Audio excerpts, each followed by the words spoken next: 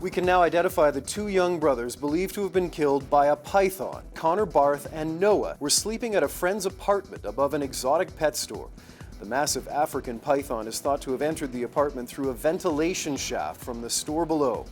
Autopsies are scheduled for today and a criminal investigation is underway.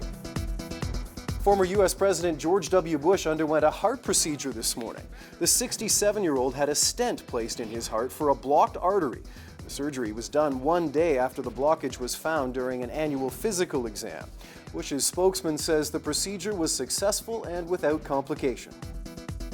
The Cleveland house where Ariel Castros held 3 women captive for years will be demolished this week.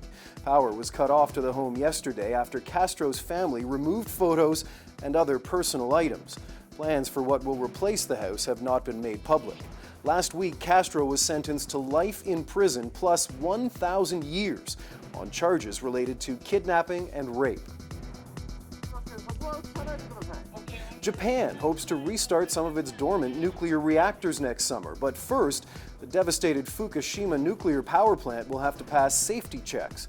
The plant saw a major meltdown in March 2011 after an earthquake and tsunami.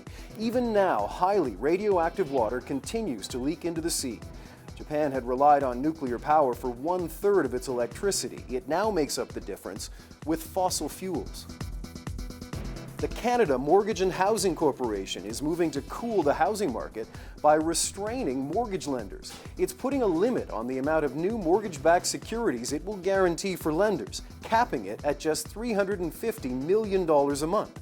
It means lenders will bear the risk of mortgage defaults, so they'll be less inclined to offer lower-rate mortgages. At the same time, it eases the risk to taxpayers.